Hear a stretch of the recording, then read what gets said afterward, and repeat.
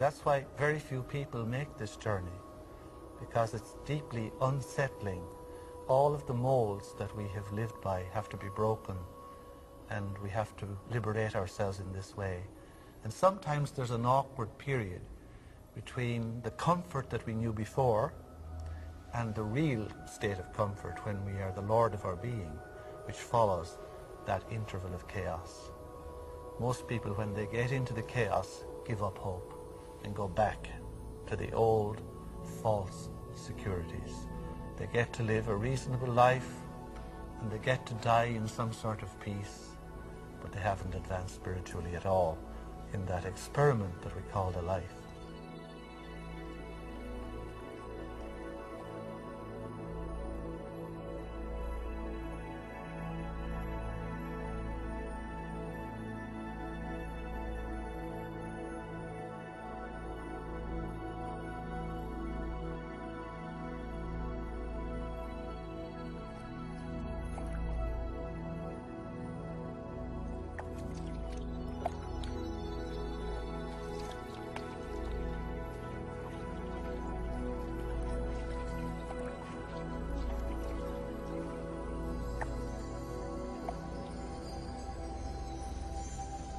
We're in completely new territory in our brain. And because we're in completely new territory, we're rewiring the brain, literally reconnecting to a new concept. Then ultimately, it changes us from the inside out. If I change my mind, will I change my choices? If I change my choices, will my life change? Why can't I change? What am I addicted to? What will I lose that I'm chemically attached to? And what person, place, thing, time, or event that I'm chemically attached to that I don't want to lose because I may have to experience the chemical withdrawal from that? Hence the human drama.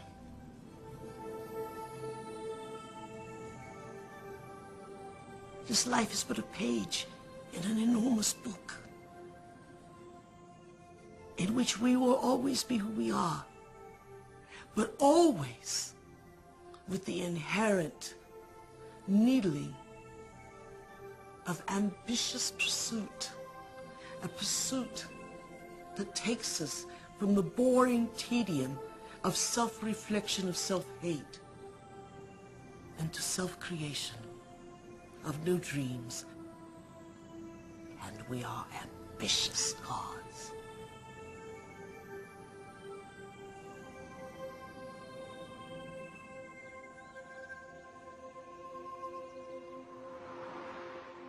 It's the only planet in the Milky Way that has habitation that is steeped in enormous subjugation of religion. You know why that is? Is because people have set up right and wrong. I did say there is no right and wrong. Does that mean that it's a free-for-all? Absolutely not. I mean, the problem that I have with right and wrong in those categories is not that I want a free-for-all, but that right and wrong doesn't go nearly far enough. They have never sinned. They have never wronged. Wronged, yes, in moral confrontations with society. But that's their adversity. That's why they're here. To wrong, to learn, search, and use the wisdom of that to create yet greater dreams. There's nobody keeping records up there. The records are here, and I'm going to have to deal with them. That's far more painful than a record-keeping God up in the skies. So anyone who's setting out on the path of enlightenment will be absolutely impeccable in everything that they do. Is it because of fear of damnation? No. Or of the punishment of God, or because I have sinned and haven't got forgiveness? No, no, no. I mean, these are all excuses that keeps us away from the real problem. The really enlightened person will see every action has a reaction with which I must deal. And if I'm wise, I'm not going to do stuff that will cause me to have to face it and resolve it and balance it in my soul later. That's the real criterion. That God, or the fundamental level of reality, depending on what people describe, it really, I mean, theoretically, it should be everywhere. It's something, exactly how it would manifest or how God would manifest in the world is a more complicated issue. But I think that certainly from a more traditional religious perspective, people have kind of gotten away from God the person. There's been a great shift from God up there or out there or in there, wherever, to the God within. And that's an improvement, but we don't want to get some idea that God can be within and still be separate, which is what most people think. They think the God within is like some of those alien movies, you know, where some being breaks out from my chest. God is not within in that stupid sense. What it means is that in God we live, move, and have our being, that we ourselves, in fact, are divine.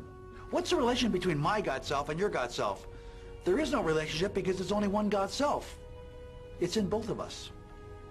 All people are divine people. Is it not ironic that all would say that this is the voice of the devil, or that this is heresy? If this is heresy, then what is promised to everyone is an imbuement with God that is inseparable.